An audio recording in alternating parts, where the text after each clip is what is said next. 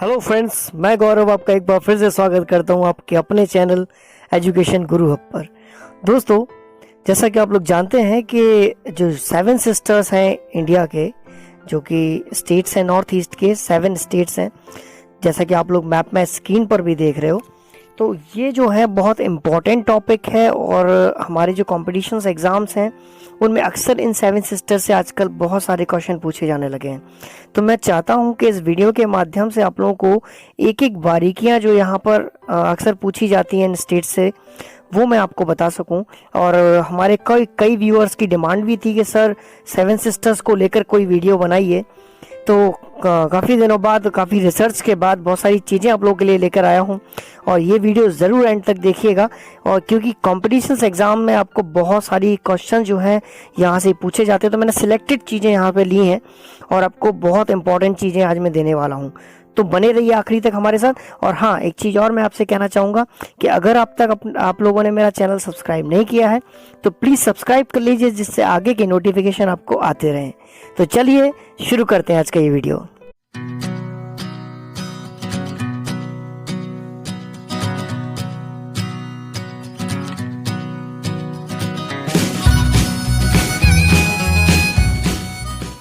दोस्तों, 7 सिस्टर भारत के पूर्वोत्तर के राज्य हैं जो आपस में सटे हुए राज्य हैं और देश का 7% हिस्सा बनाते हैं।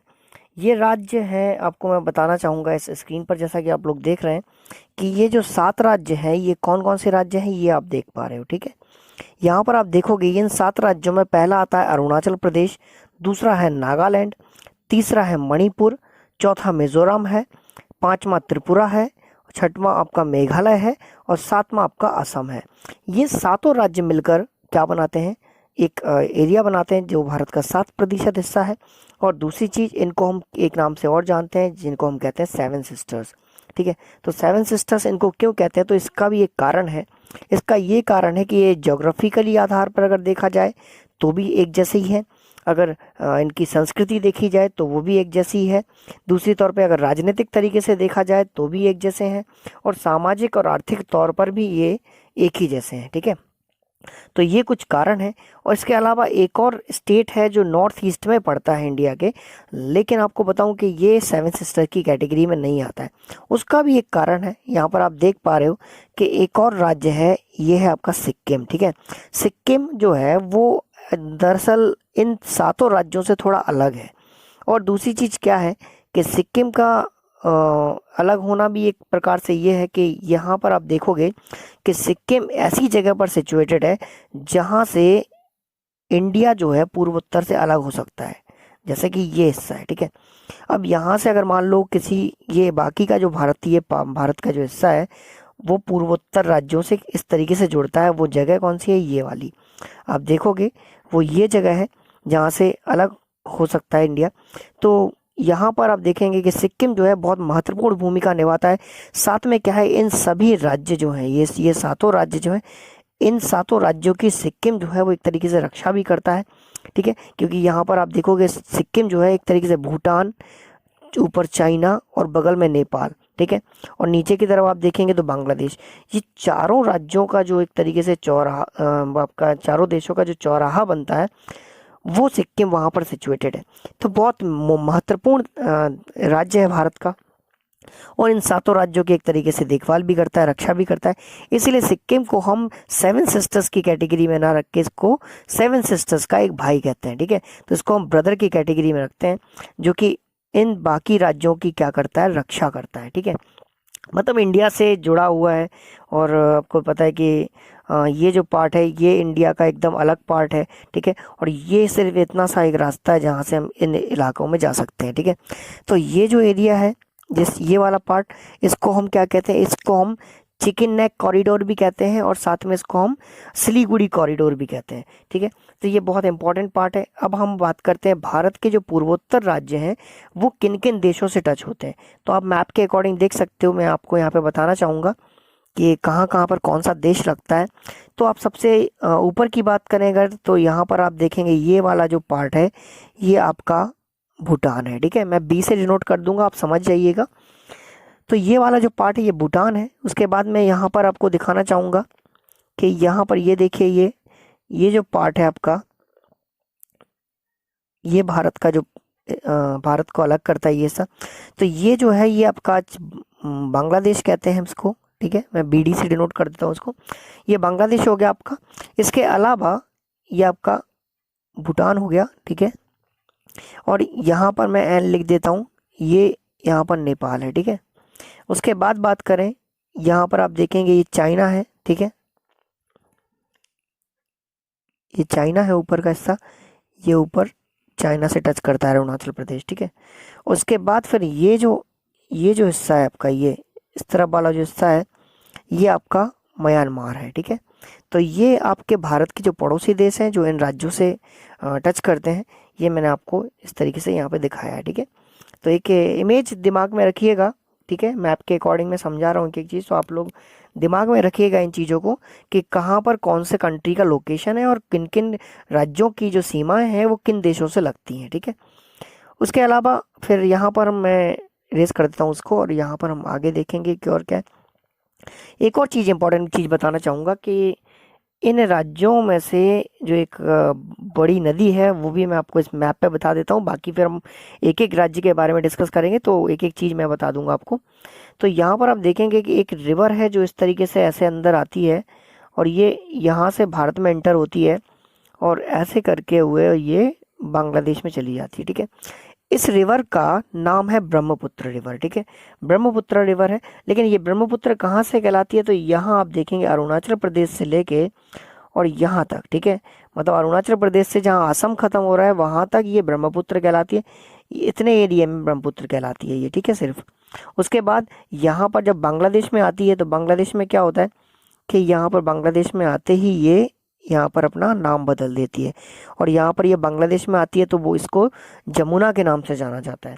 उसके अलावा मैं आपको बताना चाहूँगा कि यहाँ पर जो ये रिवर है, ठीक है, यहाँ पर चाइना में इस रिवर को बोलते हैं हम सांगपो, ठीक है, सांगपो, सांगपो रिवर के नाम से ये जानी जाती है। तो याद रखिएगा कि तिब्बत और चाइना का जो पार्ट है वहाँ पर ब्रह्मपुत्र नदी को हम सांगपो के नाम से जानते हैं, ठीक है। ये टी से प्रोनाउंस होता है, लेकिन इसमें टी साइलेंट होता है आपका, ठीक है, क्योंकि आपको पता है चाइनीज़ और जो जैपनीज़ नेम होते हैं उनमें जैसे सुनामी है एक नाम है, ठीक है, लेकिन उसको हम ऐसे से पढ़ते हैं, तो स्पेलिंग पे मत जाइएगा, इसका प्रोनाउंसिएशन होगा सांगपो रिवर, ठीक है। तो ये यहाँ पर तिब्बत और आपका जो चाइना का पार्ट है वहाँ पर ये सांगपो रिवर कहलाती है। फिर इंडिया में जब आती है तो इसको ब्रह्मपुत्र के नाम से जानते हैं और जब ये बांग्लादेश में जाती है तो इसको हम जमुना के नाम से जानते हैं और ये आगे जाकर गंगा में मिल जाती है और वहाँ पर आपको पता है कि ये सुंदरबन डेल्टा भी बनता है, ठीक है। तो इसके बारे में हम आगे डिस्कस करेंगे कि एक एक राज्य के बारे में मैं यहाँ पे डिस्कस करने जा रहा हूँ क्योंकि बहुत इंपॉर्टेंट टॉपिक है आपका सेवन सिस्टर्स ऑफ इंडिया, ठीक है। दोस्तों सबसे पहले बात कर लेते हैं असम की। असम जो है बहुत इंपॉर्टेंट राज्य है और इसके बारे में यहाँ पर देखें तो असम की राजधानी जो है वो है दिसपुर और उसके अलावा हाई कोर्ट जो है यहाँ का वो गुवाहाटी है, ठीक है, और असम की जो मुख्य भाषा है वो असमिया है, ठीक है। उसके अलावा लोक नृत्य जो है वो यहाँ का बिहू है और बिहू यहाँ पर एक फेस्टिवल भी होता है। राजकीय पशु की बात करें तो एक सींग का गेंडा हाथी जो है जिसको वन हॉर्न राइनोसोरस भी कहते हैं, तो वो यहाँ का जो है वो मुख्य पशु है जिसको राजकीय पशु का दर्जा भी है। इसके अलावा राजकीय पक्षी की बात करें तो राजकीय पक्षी में सफ़ेद पंख का जो बतख है इसको सफ़ेद पंख की बतख कहते हैं और ये वहाँ का राजकीय पक्षी है। अब हम बात करते हैं विधानसभा की, तो असम में जो विधानसभा की सीटें हैं वो 126 सीटें हैं। उसके अलावा लोकसभा में यहाँ से 14 लोग चुनकर जाते हैं और राज्यसभा में बात करें तो 7 लोग चुनकर जाते हैं, ठीक है। तो ये बहुत इंपॉर्टेंट चीज़ है। उसके बाद फिर हम बात करते हैं राष्ट्रीय पार्क की। तो राष्ट्रीय पार्क में आपको पता होगा कि कांजीरंगा नेशनल पार्क जो है ये एक सींग के गेड़ा हाथी के लिए इनके संरक्षण के लिए ये पार्क बना हुआ है जो कि बहुत फेमस है और कई बार एग्जाम में ये पूछा भी जा चुका है, कई एग्जाम्स में पूछा जा चुका है। इसके अलावा हम मानस अभ्यारण्य की बात करें तो ये टाइगर प्रोजेक्ट है, ठीक है, मानस अभ्यारण्य। इसके अलावा फिर बात करें तो एक और अभ्यारण्य है जिसका नाम है औराग और एक और है लाओखोबा, ठीक है। तो ये कुछ प्रमुख अभ्यारण्य हैं असम के। इसके बाद हम प्रमुख नदी की बात करें तो जैसा कि मैंने आपको बताया कि ब्रह्मपुत्र जो है वो ब्रह्मपुत्र सबसे प्रमुख नदी है यहाँ की और ये ओवरऑल पूरे नॉर्थ ईस्ट की भी सबसे फेमस नदी है। इसके बाद हम बात करते हैं तो असम में एक जगह है हाजो, ठीक है। हाजो एक जगह है जिसको बौद्ध, हिंदू और इस्लाम तीनों धर्मों का मिलन स्थल भी कहा जाता है, ठीक है। तो ये कई बार बड़े बड़े एग्जाम्स में ये चीज़ें पूछी जाती हैं, जो पीएससी और पीसीएस एग्जाम्स होते हैं उनमें। उसके बाद फिर माजुली आइलैंड की बात करें तो माजुली जो आइलैंड है ये विश्व का सबसे बड़ा नदी के ऊपर बना हुआ आइलैंड है, जो कि ब्रह्मपुत्र नदी पर बना हुआ है। तो इसका माजुली आइलैंड का भी नाम आपको याद रखना है अच्छे से। उसके बाद फिर हम बात करते हैं बताद्रवा। बताद्रवा वैष्णव संत शंकर देव की जन्मभूमि है, और ये एक तरीके से पिलग्रिमेज है वहाँ का, ठीक है। उसके बाद फिर सियालकुची की बात करें तो सियालकुची जो है ये रेशम उद्योग के लिए प्रसिद्ध है। फिर बात करते हैं प्रमुख व्यापारिक फसलों की, तो आपको पता है कि असम जो है वो हमेशा चाय के लिए फेमस रहा है। उसके अलावा पटसन जो है वहाँ की एक प्रमुख व्यापारिक फसल है। आगे हम बात करते हैं खनिज तेल की। तो खनिज तेल जो है, और या फिर नेचुरल गैस जिसको कह सकते हैं, तो यहाँ पर क्रूड ऑयल और नेचुरल गैस जो है वो भारत में सबसे ज़्यादा, अगर बात करें देश का 50% नेचुरल गैस और जो खनिज तेल है वो आपको डिगबोई से मिलता है। डिगबोई एक फेमस जगह है असम की, ठीक है। इसके अलावा फिर बात करते हैं हम नोवा और डार्लिंग, लखीमपुर, शिवसागर, मोरान, नहर काटिया और बदरपुर, ठीक है। ये कुछ तेल उत्पादक क्षेत्र हैं जो असम में पाए जाते हैं, ठीक है। तो ये चीज़ आपको याद रखें कि देश का, पूरे भारत का 50% जो हमें जो प्राकृतिक गैस और तेल मिलता है, खनिज तेल मिलता है, वो डिगबोई असम से मिलता है और इन क्षेत्रों से मिलता है, ठीक है। इसके अलावा बात करें तेल शोधन कारखानों की, तो नूनमती, ठीक है, नूनमती, गुवाहाटी और डिब्रूगढ़ और बोगईगांव, ठीक है। ये कुछ फेमस जगह हैं जो तेल शोधन कारखाना, ठीक है, जहाँ पर रिफाइनरीज हैं, और ये फेमस रिफाइनरीज हैं। इसके बाद फिर बात करें प्राचीन नाम की, तो असम का प्राचीन नाम जो है वो प्रयाग ज्योतिषपुर था, ठीक है। प्राग ज्योतिषपुर भी कह सकते हैं। फिर और इसका जो बाद में नाम पड़ा वो पड़ा कामरूप, ठीक है। तो ये नाम भी कभी कभी पूछे जाते हैं एग्जाम में, तो इनको याद रखना है आपको। उसके बाद आगे हम बात करें तो यहाँ पर आप देखेंगे कुछ पर्यटन स्थल के बारे में लिखा हुआ है। तो यहाँ देखेंगे कामाख्या जो मंदिर है, कामाख्या माता का जो मंदिर है गुवाहाटी में, बड़ा फेमस मंदिर है, वर्ल्ड टूरिज्म, यहाँ पर बहुत ज़्यादा लोग आते हैं। इसके बाद फिर कामदेव का मंदिर है। और उसके बाद सीमाओं की बात करें अगर, तो असम किन किन जगह से टच करता है, तो यहाँ पर देखेंगे उत्तर में आपको भूटान से टच करेगा और अरुणाचल प्रदेश से। पश्चिम की बात करें तो नागालैंड और मणिपुर से ये टच करता है। और दक्षिण की बात करें तो मिजोरम, त्रिपुरा और बांग्लादेश से टच करता है, साथ ही मेघालय से भी, ठीक है। और पूर्व की बात करें तो ये पश्चिम बंगाल से टच करता है। तो असम एक बहुत ही इम्पॉर्टेंट है। इसके बाद हम अगर आगे बढ़ते हैं तो हम यहाँ पर बात करते हैं अरुणाचल प्रदेश की। अरुणाचल प्रदेश के बारे में मैं आपको बताऊँ तो यहाँ की राजधानी जो है वो ईटानगर है। और उच्च न्यायालय की बात करें, असम का और अरुणाचल प्रदेश दोनों का उच्च न्यायालय जो है वो आपका गुवाहाटी है, ठीक है। लोकसभा के सदस्य और राज्यसभा के सदस्यों की बात करें या फिर विधानसभा के सदस्यों की बात करें, तो यहाँ पर विधायक जो हैं वो कितने होते हैं, 60 सदस्यीय विधानसभा है यहाँ पर। और लोकसभा की बात करें या राज्यसभा की बात करें तो लोकसभा में अरुणाचल प्रदेश से 2 सांसद चुनकर जाते हैं और राज्यसभा में 1 सांसद चुनकर जाता है, ठीक है। इसके बाद फिर हम आगे बात करते हैं, तो आगे बात करें राजकीय पक्षी की, तो यहाँ का पीकॉक फ्रिजन जो है वो राजकीय पक्षी है। और राजकीय पशु की बात करें तो ताकीन नाम का एक जो पशु है वो यहाँ का राजकीय पशु है। नेशनल पार्क की बात करें तो नामदफा नाम का एक नेशनल पार्क है जो तिरप में है, वो यहाँ का एक नेशनल पार्क है, फेमस नेशनल पार्क है। इसके अलावा अरुणाचल प्रदेश की बात करें तो भारत का सबसे कम जनसंख्या घनत्व वाला राज्य जो है वो आपका, मतलब लीस्ट पॉपुलेटेड डेंसिटी अगर देखा जाए तो आपकी कहाँ पर है, अरुणाचल प्रदेश में है, ठीक है। इसके अलावा नदियों के बारे में बात करें तो लोहित नदी, सुबासरी, तिरप और शियांग, ये कुछ फेमस नदियां हैं। इसके अलावा ब्रह्मपुत्र भी यहाँ से निकलती है। उसके अलावा फिर बात करते हैं भाषाओं की, तो भाषाओं में निसिंग नाम की निसिंग भाषा बोली जाती है, मिजी भाषा बोली जाती है और अका नाम की भाषा बोली जाती है, ठीक है। तो ये कुछ यहाँ की फेमस भाषाएं हैं। इसके बाद फिर हम आगे बात करें त्योहारों की, तो प्रमुख त्यौहार कौन से हैं जो अरुणाचल प्रदेश में मनाए जाते हैं, तो कौसर नाम का त्यौहार है, खान नाम का त्यौहार है, न्यूकम और कोकू, ये कुछ त्यौहार हैं जो यहाँ पर फेमस हैं, ठीक है। अब आगे बात करते हैं हम पर्यटन स्थल की। तो पर्यटन स्थल अरुणाचल प्रदेश में पर्यटन स्थल जो है वो कौन से फेमस हैं? तो सबसे आपको इम्पोर्टेंट पर्यटन स्थल यहाँ पे याद रखना है तवांग। ठीक है, तवांग क्योंकि विश्व का प्रसिद्ध बौद्ध विहार है, मतलब बौद्ध मॉनेस्ट्री यहाँ पर है। और तवांग एक ऐसी जगह है जहाँ पर चाइना इसको अपना कब्जा भी बताता रहा है, अपना हिस्सा बताता रहा है। तो तवांग जो है चाइना और भारत के लिए एक विवादित क्षेत्र भी बना हुआ है, लेकिन हालांकि है ये भारत में, और भारत इस पर अपनी दृढ़ता से अपना हिस्सा बताता है इसको। और फिर बात करें वोमडिला की, तो वोमडिला ही एक पर्यटन स्थल है। इसके अलावा ईटानगर, जहाँ पर गंगा झील है, ये भी बहुत फेमस जगह है जो दर्शनीय स्थल है यहाँ के। तो तवांग आपको बहुत इंपॉर्टेंट याद रखना है, फेमस बुद्ध मॉनेस्ट्रीज यहाँ पर है। ठीक है, और बौद्ध भिक्षु भी यहाँ पर बहुत से पाए जाते हैं। उसके बाद फिर बात करें 1973 में अरुणाचल प्रदेश को सबसे पहले केंद्र शासित प्रदेश बनाया गया था। ठीक है, और जिसका नाम अरुणाचल प्रदेश रखा गया। बाद में फिर मैं आपको बताऊं कि 20 सितंबर 1987 को ये भारत का 24वां राज्य बना था। याद रखना है आपको कि 24वां राज्य कब बना था? 20 सितंबर 1987 को। ठीक है, अब अरुणाचल प्रदेश का जो पुराना नाम था वो क्या था? तो मैं आपको बताऊं कि अरुणाचल प्रदेश का पुराना नाम जो है वो नेफा था, जिसको नॉर्थ ईस्टर्न फ्रंटियर एजेंसी भी कहा जाता था। ठीक है, तो नेफा का फुल फॉर्म आपको याद रखना है कि नॉर्थ ईस्टर्न फ्रंटियर एजेंसी। इसके बाद हम बात करें नेपाल की कि किस किस किन किन राज्यों से या किन किन देशों से इसकी सीमाएं टच होती हैं।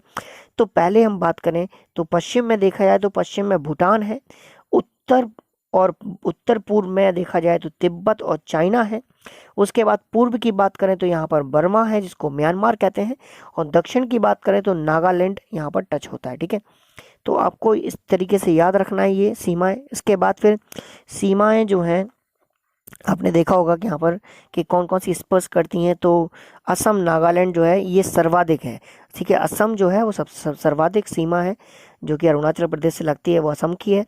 इसके बाद फिर हम बात करते हैं कि विदेशी सीमाओं से, तो भूटान, चीन और म्यांमार, और जिनमें चीन जो है सबसे ज़्यादा अरुणाचल प्रदेश से टच करता है। ठीक है, फिर भूटान, तिब्बत, चीन, बर्मा, ये सभी सीमाएं जो हैं अरुणाचल प्रदेश से टच करती हैं। और एक चीज़ और मैं आपको बताऊं कि देश में सबसे पहले, मतलब हमारे भारत में सबसे पहले अगर कहीं सूर्य उदय होता है तो वो अरुणाचल प्रदेश में होता है। ठीक है, तो अरुणाचल प्रदेश को सूर्य का आंचल भी कहा जाता है। ठीक है, तो ये भी चीज़ आपको याद रखनी है अच्छे से। तो चलिए, अरुणाचल प्रदेश के बाद हम बात कर लेते हैं मणिपुर की। ठीक है, तो मणिपुर की जो राजधानी है वो क्या है? वो मणिपुर की राजधानी आपकी इम्फाल है। ठीक है, इम्फाल मणिपुर की राजधानी। इसके अलावा हाईकोर्ट की बात करें तो पहले मणिपुर का जो हाईकोर्ट था वो गुवाहाटी था, लेकिन वर्तमान की बात करें मतलब 25 मार्च 2013 के बाद से संशोधन करते हुए और अब इम्फाल को ही क्या कर दिया गया है, यहाँ का हाईकोर्ट बना दिया गया है। ठीक है, तो अब गुवाहाटी नहीं है, अब इम्फाल ही मणिपुर का हाईकोर्ट भी है। इसके अलावा पहले जो ज़िले थे वो 9 थे, लेकिन अब वर्तमान में अगर देखा जाए तो 16 ज़िले हैं। ठीक है, तो जिलों की भी संख्या बड़ी है। इसके अलावा अगर राज्य दिवस की बात करें कि ये कब इसका गठन हुआ, तो आपको मैं बता दूं कि 21 जनवरी 1972 को, ठीक है, 21 जनवरी 1972 को मणिपुर को एक राज्य का दर्जा मिला था। इसके अलावा फिर विधानसभा सीटों की बात करें तो यहाँ पर 60 सीटें हैं। ठीक है, और राज्यसभा में यहाँ से एक सांसद चुनकर जाता है और लोकसभा से यहाँ से 2 सांसद चुनकर जाते हैं। इसके अलावा राज्य दिवस मैंने आपको पहले भी बता दिया है, वही सेम चीज़ यहाँ पर लिखी हुई है। इसके बाद फिर राजकीय पशु की बात करें तो थामिन मृग जो है वो यहाँ का राजकीय पशु है। ठीक है, और जो पक्षी की बात करें तो आपको लिखा है कि ह्यूम फेजन जो है, ठीक है, मैं यहाँ पे स्पेलिंग आपको लिख देता हूँ, ह्यूम फेजन। ठीक है, ह्यूम फेजन जो है ये यहाँ का राजकीय पक्षी है। ठीक है, इसके बाद फिर मणिपुर की बात करें कि यहाँ पर कौन से प्रमुख स्थल है, तो इम्फाल की बात करें तो इम्फाल में इलेक्ट्रॉनिक डिज़ाइन एंड टेक्नोलॉजी केंद्र है। ठीक है, इसके अलावा फिर केंद्रीय प्लास्टिक इंजीनियरिंग संस्थान है और खुंता चिंजन, ठीक है, खुंता चिंजन जो है वो निर्यात संवर्धन और औद्योगिक पार्क है। ठीक है, आपको इसको याद रखना है अच्छे से।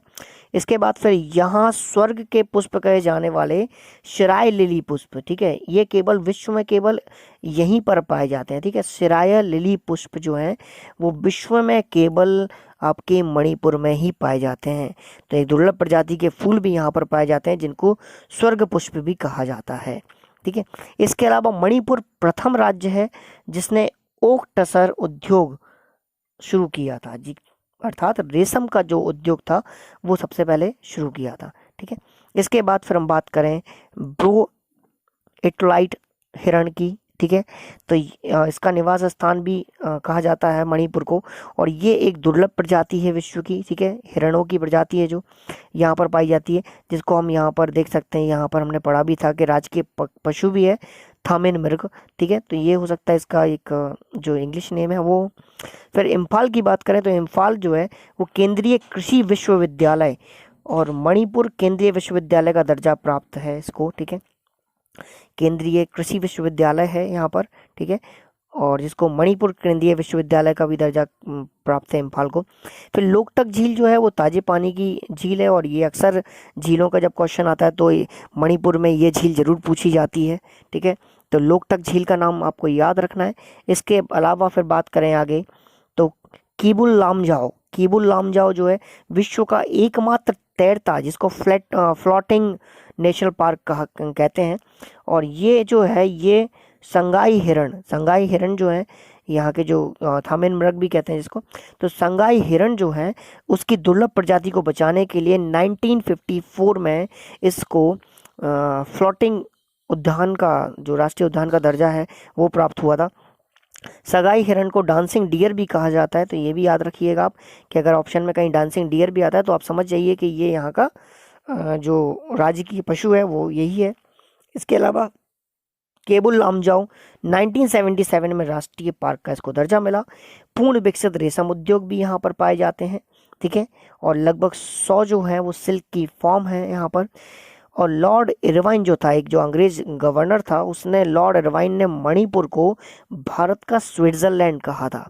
तो ये भी एक क्वेश्चन पूछा जाता है कि भारत का स्विट्जरलैंड किस ब्रिटिश गवर्नर ने मणिपुर को कहा था। तो आपको याद रखना है कि ये कौन था, लॉर्ड इरवाइन। ठीक है, इसके अलावा मणिपुर घाटी के लोग को मिथि भी कहा जाता है। ठीक है, आपको याद रखना है कि मणिपुर घाटी के लोगों को मिथि भी कहा जाता है।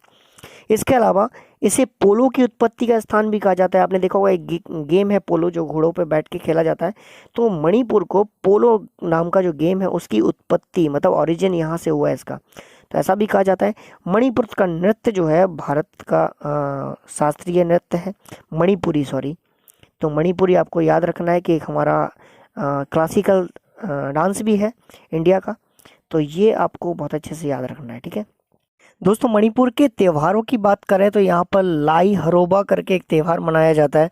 इसके अलावा दल यात्रा करके एक त्यौहार मनाया जाता है। रासलीला भी यहाँ पर बहुत फेमस त्यौहार है। उसके बाद हम बात करें तो यहाँ पर एक कृत्रिम बगीचा है। ठीक है, आर्टिफिशियल बगीचा है यहाँ पर, जिसको हम कोंगम पेट के नाम से जानते हैं। इसके अलावा प्रमुख पर्वतों की बात करें तो सारामती, और यहाँ की जो फेमस झील है वो लोकटक झील है। उसके बाद नदियों की बात करें तो इम्फाल, हरिल और नाम्बुल नदी जो है वो यहाँ की फेमस नदियाँ हैं। यहाँ पर लिखा नहीं है लेकिन मैं आपको इन सब के बारे में भी यहाँ पर बता रहा हूँ कि क्योंकि वो यहाँ पर PDF में नोट्स जो है वो मिस हो गए।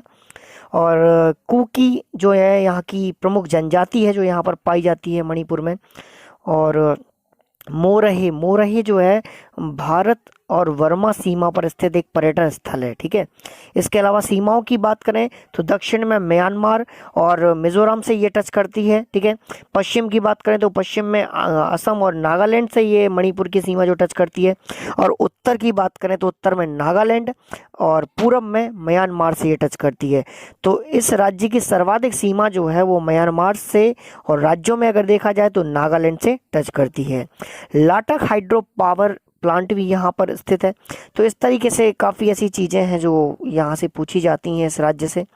ठीक है, अब हम आगे बात करते हैं मिज़ोरम की। तो मिज़ोरम की बात करें तो राजधानी यहाँ की है आइजोल। ठीक है, आप देख रहे हैं कि मिज़ोरम की राजधानी आइजोल है। और यहाँ की बात करें हाईकोर्ट की तो हाईकोर्ट अभी भी क्या है यहाँ का, गुवाहाटी। ठीक है, जिलों की बात करें तो जिले यहाँ पर 8 हैं। और विधानसभा की बात करें तो यहाँ पर 40 विधायक हैं। और लोकसभा की बात करें तो एक राज्यसभा के लिए भी और लोकसभा के लिए एक एक सांसद यहाँ से चुना जाता है, ठीक है। इसके बाद राजकीय पशु की बात करें तो सुनहरा बिलाव जो है यहाँ का राजकीय पशु है। और राजकीय पक्षी की बात करें तो ब्लेथन टर्गोपेन, ठीक है, ब्लेथन टर्गोपेन जो है वो यहाँ का राजकीय पक्षी है, ठीक है। इसके बाद बात करें तो पहले मैं आपको बता दूं कि मिजोरम जो है पहले 1972 के टाइम पर, ठीक है, 1972 के पहले ये केंद्र शासित प्रदेश बनने से पहले असम का एक जिला हुआ करता था। मतलब मिजोरम पहले असम का एक जिला हुआ करता था, लेकिन 1972 में ये क्या बन गया, यूनियन टेरिटरी बना, ठीक है। यूनियन टेरिटरी बनने के बाद फिर होता ये है कि 20 फरवरी 1987 को, ठीक है, 20 फरवरी 1987 को ये भारत का 23वां राज्य बनता है, ठीक है। तो पहले 72 तक ये क्या था, सिर्फ एक यूनियन टेरिटरी था, और उसके पहले क्या था, असम का एक छोटा सा जिला था, ठीक है। अब बात करते हैं तो आगे बढ़ते हैं। और मिज़ो लोग जो हैं, आपको बताऊं मिज़ोरम के जो लोग हैं, मिज़ो लोग जो हैं वो मंगोलियन नस्ल के लोग पाए जाते हैं, ठीक है। यहाँ पे मतलब ऐसा बोलते हैं कि इनका जो कनेक्शन है वो कहाँ का है, मंगोलिया से रिलेटेड है, ठीक है। तो हो सकता है इनके पूर्वज जो है वो मंगोलियन हो। उसके बाद फिर बात करें भाषा की, तो भाषा यहाँ पर मिजो बोली जाती है, और अंग्रेजी भी यहाँ की मुख्य भाषाओं के रूप में है। इसके बाद मिजो का शाब्दिक अर्थ क्या है, तो आपको ये भी याद रखना है कि मिजोरम का शाब्दिक अर्थ है पहाड़ी भाषी या फिर पहाड़ी लोग, ठीक है। फिर आपको बताऊं कि ब्रिटिश शासन में मिजोरम का नाम लुसाई पहाड़ी जिला था, ठीक है, लुसाई पहाड़ी जिला इसको कहते थे अंग्रेज लोग। उसके बाद फिर बात करें नॉर्थ ईस्ट हिल्स यूनिवर्सिटी जो है एजल में है ये, ठीक है, ये आज भी है। और उसके बाद फिर बात करते हैं अपन नदियों की, तो लवांग करके नदी है और बराक नदी, ये दो मिजोरम की फेमस नदियां हैं, ठीक है। उसके बाद फिर जनजाति की बात करें तो लुसाई जनजाति है, जैसे कि आपको पता है लुसाई पहाड़ी यहाँ पे जिला भी था, ठीक है। तो लुसाई जनजाति, कुकी जनजाति और चकमा जनजाति के लोग यहाँ पर पाए जाते हैं, ठीक है। इसके अलावा ये प्रमुख जनजातियों की बात हो गई। फिर विद्युत व सिंचाई परियोजना के बारे में बात करें तो बनवा जो सिंचाई परियोजना है वो यहाँ की फेमस है, खवीवा है, और ल्यूक मुलई, ठीक है, ल्यूक मलुई जो है वो यहाँ की विद्युत परियोजनाएं हैं कुछ, जो अक्सर एग्जाम में पूछी जाती हैं। कृत्रिम अगर देखा जाए कि कृषि की बात करें, ठीक है, तो मिजोरम के लोग ज़्यादातर खेती पर डिपेंड करते हैं, और यहाँ का जो सोर्स ऑफ इनकम है वो ज़्यादातर लोगों का खेती है। तो यहाँ पर जो मुख्य खेती है वो जूम की खेती है, जिसको हम शिफ्टिंग कल्टीवेशन या स्थानांतरित खेती भी कहते हैं। तो शिफ्टिंग कल्टीवेशन आप जानते ही होंगे, पढ़ा भी होगा आप लोगों ने। फिर बात करें कला संस्कृति की, तो विशिष्ट शालों का निर्माण होता है। अब आप देखो शॉल जो होते हैं उनका यहाँ पर निर्माण होता है, स्पेशल किस्म के जो शॉल होते हैं वो मिजोरम के शॉल जो है फेमस हैं।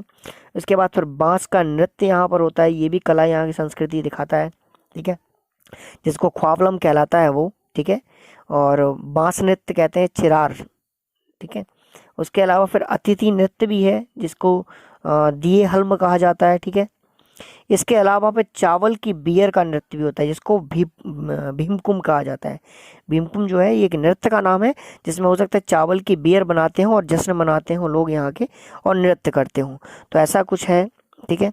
इसके बाद फिर हम बात करें तो पालकूट जो है, पालकूट क्या है, यहाँ पर फसल कटाई का एक मुख्य त्यौहार है जो मिजोरम में मनाया जाता है, तो उस त्यौहार का नाम पालकूट है। और यह राज्य अपनी बिना रेशे के अदरक के लिए भी फेमस है, ठीक है। यहाँ पर जो अदरक है वो बिना रेशे वाला पाया जाता है, ठीक है, तो इसके लिए फेमस है। और आइजोल की बात करें तो आइजोल जो है रेशम कीट पालन, ठीक है, रेशम कीट पालन और भू विज्ञान एवं खनिज अनुसंधान केंद्र, इनके लिए भी जाना जाता है। हथकरघा एक जिसको हम हथकरघा एवं हस्तशिल्प उद्योग केंद्र भी मिजोरम में है, तो ये भी इसके लिए भी फेमस है मिजोरम। तो यहाँ पर हमने बात करी मिजोरम की कि कितना इम्पोर्टेंट है। इसके अलावा मैं आपको बताऊँ मिजोरम की ही, तो यहाँ पर रवाब जाल करके मक्का प्रसंस्करण इकाई है यहाँ पर, ठीक है। सेरक करके अदरक निजलीकरण संयंत्र है, ठीक है, और अदरक का तेल भी जहाँ पर निकाला जाता है। इसके अलावा यहाँ की सीमाओं की बात करें तो दक्षिण में म्यांमार है, पश्चिम में आप देखेंगे मिजोरम के, जैसा कि मैंने मैप आपको पहले शो किया था, तो पश्चिम में आप देखेंगे तो बांग्लादेश और त्रिपुरा लगता है। उत्तर की बात करें तो असम है, और पूर्व में मणिपुर और म्यांमार लगता है। ठीक है, तो ये सबसे ज़्यादा आपको याद रखना है। और यहाँ की जो सबसे ज़्यादा जो सीमा है वो म्यांमार से स्पर्श करती है। और राज्यों की बात करें तो असम से सबसे ज़्यादा यहाँ की सीमा लगती है। अब एक और बात करें, यहाँ पे वन्य प्राणी विहार भी है जिसको डंपा कहते हैं। डंपा वन्य प्राणी विहार है, मतलब एक वाइल्ड लाइफ सेंचुरी है जो यहाँ की फेमस है। और प्रमुख पर्वत शिखरों की बात करें तो मिजोरम का जो सबसे फेमस माउंटेन रेंज है उसको ब्लू माउंटेन रेंज कहा जाता है। ब्लू पर्वत शिखर जो है वो सबसे फेमस यहाँ का है। तो वीडियो थोड़ा सा बड़ा हो गया है, इसलिए मैं चाहता हूँ कि अगले जो हमारे 4 राज्य हैं, मेघालय, त्रिपुरा, नागालैंड के बारे में, तो इन सब के बारे में और सिक्किम के बारे में हम अगले वीडियो में इसके पार्ट 2 में बात करेंगे हम। ठीक है, तो इस वीडियो को अच्छे से पढ़िएगा और समझिएगा। ठीक है, और आशा करता हूँ कि आपको ये वीडियो बहुत पसंद आया होगा।